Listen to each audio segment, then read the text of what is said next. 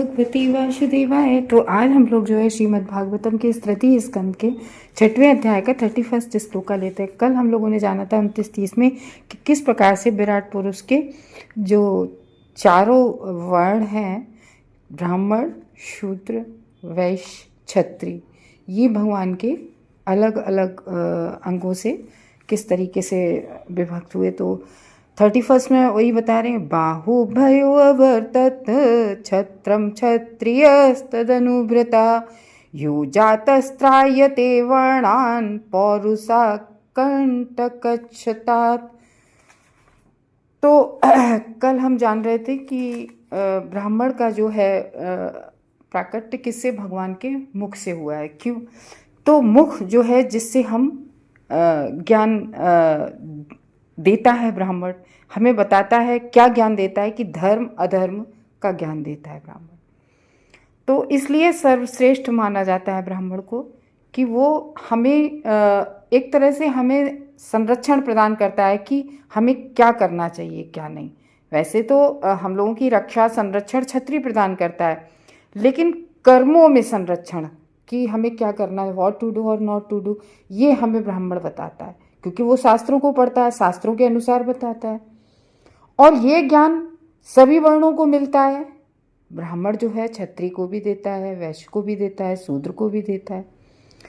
तो ये हमें ज्ञान तो मिल जाता है, पर हम अपने कर्मों के प्रति बड़े स्वतंत्र हैं। भगवान जबकि हृदय में विराजते हैं, सबके हृदय में परमात्मा रूप से, लेकिन भगवान स्वतंत्र हम सबको कर देते हैं कि क्या तुम्हें कर्म करना है, तुम स्वतंत्र हो। पर हम कर्म तो करने के लिए स्वतंत्र हैं, पर उसका फल क्या मिलेगा उस पे तो फिर भगवान का अधिकार है। कर्मों का जो फल हमें मिलेगा, ठीक है ना। कर्म भगवान कहते चल बेटा कर, कितना तुम, हम लोग अपने आप की इंद्रिय तृप्ति करते रहते, भोग भोगते रहते, भगवान कहता है चलो करो करो। तो उसके लिए हम स्वतंत्र नहीं हैं। जो हमें पाप पुण्य का फल जन्म जन्मांतर भोगते रहते हम लोग, अगर गलत कार्य किए तो उनका पाप हम न जाने कितने जन्मों तक भोगते रहते हैं। तो इस तरीके से ब्राह्मण को भी चाहिए कि सबको भक्ति का ज्ञान प्रदान करना चाहिए। तो इस 31 इस श्लोक में बता रहे हैं कि जो क्षत्रिय है वो हमें अपने बाहुबल से संरक्षण प्रदान करता है। वो अच्छा, ये बहुत कोऑपरेशन था। भगवान ने बहुत ये जो 4 वर्ण 4 आश्रम बनाए, ये बहुत महत्वपूर्ण होते थे इन्हें फॉलो करना, क्योंकि सबकी एक दूसरे पर डिपेंडेंसी थी और सब बड़े कोऑपरेट करते थे एक दूसरे को। तो जो जो जो क्षत्रिय था, और 31 में क्षत्रिय के बारे में बता रहे कि बाहुभयो अवर्तत छत्रम, उसके बाद विराट रूप की बाहुओं से संरक्षण शक्ति उत्पन्न हुई। तो पहले तो संरक्षण शक्ति उत्पन्न हुई, फिर उस संरक्षण शक्ति को फॉलो करने के लिए क्षत्रिय उत्पन्न हुए बाहुबल से, विराट पुरुष के। और ऐसी शक्ति के प्रसंग में समाज को 4 चक्कों के उत्पातों से रक्षा करने के सिद्धांत का पालन करने से क्षत्रिय भी अस्तित्व में आए। तो अब क्षत्रिय जो है वो सबका संरक्षण प्रदान, सबको संरक्षण प्रदान करता है। तो ये श्लोक जो 31 है, इसमें क्षत्रियों के बारे में, जिस तरह से ब्राह्मण दिव्य वैदिक ज्ञान के प्रति उनकी उन्मुखता होती है, उसके फलस्वरूप जाने जाते हैं, तो क्षत्रिय भी चोरों चक्कों जैसे उपद्रवी तत्वों के समाज की रक्षा करने के लिए शक्ति द्वारा पहचाने जाते हैं। ये बहुत अच्छी बात है, ध्यान देना जरा, कि क्षत्रिय के समाज में जो उपद्रवी होते थे, उन जो चोर उचक्के होते थे, उनसे जो है क्षत्रिय, बहुत पहले हमने किसी किताब में, हिस्ट्री की किताब में पढ़ा था कि कश्मीर के एक राजा थे, तो वो या पहले ऐसे ही था, दंड की व्यवस्था थी कि जो राजा लोग होते थे, क्योंकि राजा ही क्षत्रिय होते थे मोस्टली, तो जो राजा होते थे वो क्या करते थे कि अगर किसी ने उद्दंड दिया है, जैसे किसी ने चोरी की है, किसी ने गलत कार्य किया, तो उसको राजा उसके हाथ कटवा देता था, या जो जैसे कार्य करता था उसको उसी तरीके का दंड दिया जाता था। तो उससे क्या होता था कि एक ये भी उसकी एक ये अंडरस्टैंडिंग थी कि यहीं के यहीं तुरंत दंड मिल जाता था, तो वो ऊपर के लिए, यानी कि फिर अगले जन्म के लिए वो पाप नहीं जाता था। ऐसी थिंकिंग भी थी पहले। लेकिन यहाँ पर हम क्षत्रियों की बात हो रही है, तो आज के क्षत्रिय कैसे हैं, वो क्या संरक्षण प्रदान करेंगे और किसको संरक्षण प्रदान कर रहे हैं? आओ भाई, मैं भी चोर तू भी चोर, आजा मिलके चोरी करते हैं। ये है। गाय है पहले के राजा, जैसे महाराज परीक्षित थे, तो अभिमन्यु के पुत्र, तो राजा परीक्षित जो है वो एक बार जो कली पुरुष था, यानी कि कलियुग जो है वो पुरुष के रूप में आया, तो वो गाय को और उसको बैल को दंडित कर रहा था। तो गाय का एक पैर उसने डंडा मार के तोड़ दिया होगा, तो कली पुरुष ने, तो गाय जो है वो बड़ी परेशान हो गई। सोचो तब कलयुग का आरंभ ही था, तब की बात है। तो परीक्षित महाराज ने उस गाय को संरक्षण प्रदान किया। तो इस तरीके से पहले के जो राजा थे, क्षत्रिय थे, वो गाय को भी संरक्षण प्रदान, केवल इंसानों को ही नहीं, केवल 4 वर्णों को ही नहीं, बल्कि गाय को भी संरक्षण प्रदान करते थे, सभी को संरक्षण प्रदान करते थे।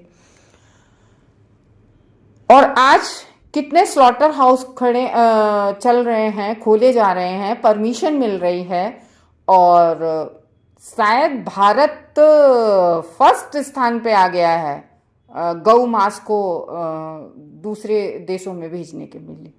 सोचो, ये भारत है, क्या भारत था और ये भारत है। तो ये राजा संरक्षण प्रदान करेंगे। तो ये है छत्री की। आज भी जो मेन छत्री हैं, यानी कि जो सेना में युद्ध लड़ते हैं, तो वो असली छत्री हैं, क्योंकि वो हमारी सबकी रक्षा करने के लिए वो अपनी जान की बाजी लगा जाते हैं। वो असली छत्री हैं। उन्हें पता नहीं कब कहाँ युद्ध छिड़ जाए और कब कब जाना पड़े, कौन सा दिन, कौन सा पल उनके लिए लास्ट पल हो जाए। तो ये छत्रियों का धर्म होता है। ये तो वही होता है, छत्री बाहुबल से रक्षा करते हैं। और आज अराजकता है, कोई भी अपने कार्यों को कोई भी ईमानदारी से नहीं निभा रहा है। तो विराट पुरुष की जो वहां से संरक्षण शक्ति प्रकट हुई थी, जो वो शक्ति जनित थी, उसके शक्ति जनित क्षत्रिय उत्पन्न हुए। तो ये अपनी अपनी वृत्ति का अनुसरण करने वाले थे। तो जो भी चोर उपद्रवी हुआ करते थे, तो उन चोर उपद्रवियों से अन्य वर्णों की सबकी रक्षा करते थे क्षत्रिय। तो इस तरीके से बता रहे हैं कि वो उनको फॉलो करने वाले क्षत्रिय थे, शक्ति को फॉलो करने वाले क्षत्रिय थे। तो क्योंकि क्षत्रिय जब शौर्य धारण करता है, देखो हम लोगों ने तो जैसे क्षत्रिय होता है, जैसे पहले के युद्धों में नहीं था कि अगर कोई रथ पे नहीं है, हम लोगों ने भागवत में अभी पढ़ रहे हैं, भागवत का फर्स्ट कैंटो का कौन सा 7वां अध्याय है, द्रोण पुत्र को दंड। ये अध्याय अभी हम लोगों ने पढ़ रहे थे। तो जो फर्स्ट कैंटो में बताया है द्रोण पुत्र को दंड, द्रोण पुत्र कौन था? अश्वत्थामा। अश्वत्थामा ने सोए हुए पुत्रों को, पांडवों के 5 सोए हुए पुत्र थे, रात में सोते हुए पुत्रों का सिर धड़ से अलग कर दिया और अपने स्वामी यानी कि दुर्योधन को दिखाने गया कि देखो। तो दुर्योधन भी उस कार्य से खुश नहीं हुआ था कि तुम सोते हुए बालकों के सिर उठा लाए। एक तो वो निशस्त्र थे, दूसरे वो सो रहे थे। तो इस तरीके से छत्री का ये कर्तव्य होता था, अगर कोई रथ पे नहीं है और अगर कोई के हाथ में शस्त्र नहीं है, तो उसके पीठ पे कभी वार नहीं करना, क्योंकि छत्री हमेशा सीने पे तीर वाण वो करता है। आज अभी चाइना से हो रहा था, तो हमारे भारत के सैनिक तो इतने बढ़िया हैं कि ऊपर से आदेश नहीं मिल रहा है। चीनी सैनिक सब आते जा रहे, जगह घेरते जा रहे, यहाँ तक आ रहे, और ऊपर से ऑर्डर नहीं आ रहे। तो उन्होंने सूझबूझ से इतना बढ़िया काम किया कि उन्होंने लास्ट मोमेंट तक नहीं उन्हें आदेश मिल रहे, तो उन्होंने फिर बाहर, ऊपर से थे नहीं फायरिंग करने के, तो फिर उन्होंने उसका गन का जो पॉइंट था, मुंह पॉइंट, वो उस तरफ कर दिया, चला ही नहीं, केवल कर दिया, तब सेना वहां से लौटी। तो ये छत्री जो आज हमारे सैनिक हैं, तो ये जो फौज में सैनिक हैं, वो हमारी रक्षा कर रहे हैं। तो अनुव्रत शब्द सार्थक है, जो व्यक्ति चोर उचक्कों के समाज की रक्षा करके क्षत्रिय सिद्धांतों का पालन करता है, वही क्षत्रिय कहलाता है। वह नहीं जिसका केवल जन्म क्षत्रिय के रूप में हुआ। जैसे हम लोगों ने कल जाना था कि केवल ब्राह्मण के घर में जन्म लेने से व्यक्ति ब्राह्मण नहीं हो जाता। जैसे अश्वत्थामा था, द्रोणाचार्य का पुत्र था, लेकिन ब्राह्मणों जैसा कोई गुण नहीं था। तो जाति प्रथा की धारण सदैव गुण पर आधारित होती है, जन्म की योग्यता पर आधारित नहीं होती कि तुमने ब्राह्मण के घर पैदा हो गए तो तुम ब्राह्मण हो गए जी, नहीं, उसकी योग्यता भी तो होनी चाहिए। इसी तरीके से क्षत्रिय, तो जन्म तो बाह्य अवधारणा है, जन्म तो कि भाई यहाँ हुआ यहाँ हुआ, तो यह वर्णों तथा विवाहों के मुख्य लक्षण नहीं है जो आज हम लोग इसके आधार पर वर्ण विभाजन कर रहे हैं कि क्षत्रिय क्या पैदा हुआ तो क्षत्रिय शूद्र क्या पैदा हुआ, नहीं, कर्मों के आधार पे भगवान ने किया था। तो भगवत गीता का जो हम लोग 18वां यानी कि लास्ट चैप्टर पढ़ते हैं तो उसके 41, 42, 43, 44 इन 4 श्लोकों में ब्राह्मण, क्षत्रिय, वैश्य और शूद्रों के गुणों का चारों श्लोकों में चारों वर्णों का वर्णन दिया गया है। 41 में ब्राह्मण का, 42 में क्षत्रिय का, 43 में वैश्य का, 44 में शूद्र का। इस तरीके से चारों का वर्णन हम लोग पढ़ सकते हैं आप लोग भगवत गीता में। तो किसी विशेष समूह से संबंधित होने के पूर्व ऐसे समस्त गुणों की आवश्यकता होती।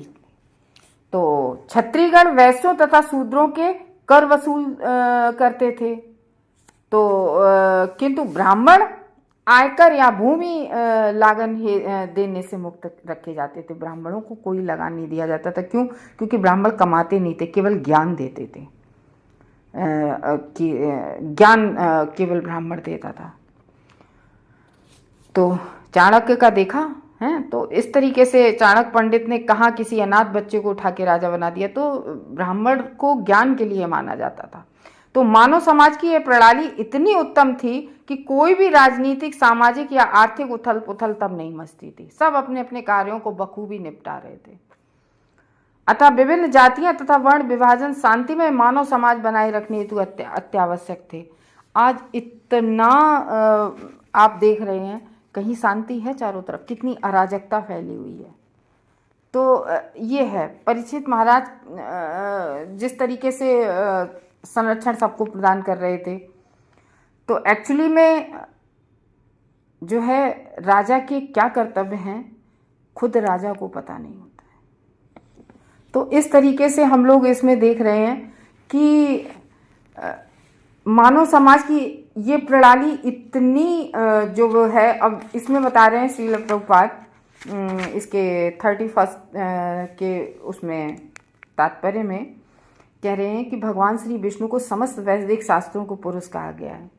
भगवान विष्णु को कभी कभी जीवों को भी पुरुष कहा जाता है, यद्यपि वे वास्तव में पुरुष शक्ति हैं। तो पुरुष तो केवल श्री भगवान ही हैं। तो वही भगवान बहिरंगी शक्ति से लोगों को मोहित, हम जीव लोहे भ्रमबस मोह में भरे रहते हमेशा कि हम पुरुष हैं, हम ही भोग करेंगे। प्रकृति का भोग हम लोग कर रहे हैं जितने आज। तो श्री भगवान में रक्षा करने की शक्ति होती है। ब्रह्मा, विष्णु और महेश, ये तीनों भगवान, इन तीनों देवताओं में से पहले भगवान ने सृजन करने की शक्ति होती है, फिर दूसरे में रक्षा करने की शक्ति होती है, और तीसरे में संहार करने की शक्ति होती है। तो इस श्लोक में जो पुरुष शब्द सार्थक है, क्योंकि क्षत्रियों से आशा की जाती है कि वे प्रजाओं का, यानी कि थल और जल में उत्पन्न हुए सबों का संरक्षण, केवल इंसान का ही नहीं, मछली का, पशुओं का, सबका संरक्षण प्रदान करें। तो इस तरीके से संरक्षण इसीलिए तो उनमें ईश्वरत्व तो होता था ना, उनमें क्षत्रिय में ये भावना होती थी कि मैं इसको संरक्षण प्रदान करूंगा, चाहे वो ब्राह्मण हो, चाहे वो वैश्य हो, चाहे वो शूद्र हो। तीनों वर्णों को जो है संरक्षण प्रदान करते थे। उसके बाद गाय को, और वही है ना, चाहे वो जल में रहने वाले हो, चाहे वो थल में रहने वाले हो। तो आधुनिक समाज में प्रजा और चोर उचक्कों को सुरक्षित नहीं रखा जाता। आजकल तो सब बल्कि खूब मर्डर कर रहे हैं, या कोई भी चोरी कर रहे हैं, धड़ेआम अगले दिन वेल हो जाती है, घूम रहे हैं। तो आधुनिक प्रजातंत्र राज्य जिसमें छत्री ही नहीं है, आधुनिक युग में छत्री है ही नहीं है। वैश्यों तथा शूद्रों की सरकार है, और पहले की तरह ब्राह्मणों तथा क्षत्रियों की सरकार नहीं है। पहले आज आपने देखा होगा कौन सा ब्राह्मण राजा बना बैठा है, कौन सा क्षत्रिय राजा बना बैठा है। शूद्र राजा राज्य कर रहे हैं, तो फिर वैसी अराजकता फैल रही है समाज में। महाराज युधिष्ठिर तथा उनके पौत्र महाराज परीक्षित विशिष्ट प्रकार के क्षत्रिय राजा थे, क्योंकि उन्होंने मनुष्य तथा पशु सभी को संरक्षण प्रदान किया था। जब साक्षात कली ने गाय का वध करना चाहा, तो महाराज परीक्षित तुरंत उस दुष्ट का वध करने के लिए तुरंत तलवार निकाल ली थी परीक्षित महाराज ने, और अपने राज्य से कली को तुरंत बाहर कर दिया था कि तुम हमारे राज्य में नहीं आओगे। जब तक परीक्षित महाराज जीवित रहे उनके राज्य में कभी कलयुग ने, तो वैदिक सभ्यता के अनुसार योग्य क्षत्रिय राजा को भगवान जैसा सम्मान प्रदान किया जाता था, क्योंकि वह प्रजा को संरक्षण प्रदान करके भगवान का प्रतिनिधित्व करता है। तो आर्थिक निर्वाचित राज्याध्यक्ष चोरी के मामलों में भी संरक्षण नहीं दे पाते। आज चोरी भी हो जाती, केवल छोटी सी चीज है चोरी। अब जैसे अपने यहाँ प्रभुपाद लास्ट में बता रहे हैं कि मनुष्य को बीमा कंपनी का संरक्षण प्राप्त करना पड़ता है। हम लोग गाड़ी लेते हैं, गाड़ी का बीमा कराते हैं, कार का, बाइक का। क्यों? कि भैया चोरी हो गई, कुछ हो जाए तो वो कंपनी तो दे देगी। क्यों? क्योंकि संरक्षण ही नहीं है राजा का किसी तरह से, सब खुलेआम है हर चीज। तो आधुनिक मानव समाज की समस्याएं योग्य ब्राह्मणों तथा क्षत्रियों के अभाव में, योग्य ब्राह्मणों के अभाव में, योग्य क्षत्रियों के अभाव में, सामान्य मताधिकार द्वारा वैश्यों तथा शूद्रों के अत्यधिक प्रभाव के कारण। तो आज प्रभाव किसका है? ब्राह्मण क्षत्रियों का तो प्रभाव है नहीं है, और किसका है? और ये भागवतम लिखी होगी बहुत पहले, तो उन्हें ये आदेशा था कि आज राजा जो है वो राजा ब्राह्मण क्षत्रिय को होना चाहिए, तो आज शूद्र बैठे हैं। तो उस तरीके की कोई भी व्यवस्था नहीं है, किसी भी तरीके का किसी को कोई संरक्षण प्रदान किसी भी तरीके का नहीं है। हरे कृष्णा भक्तों।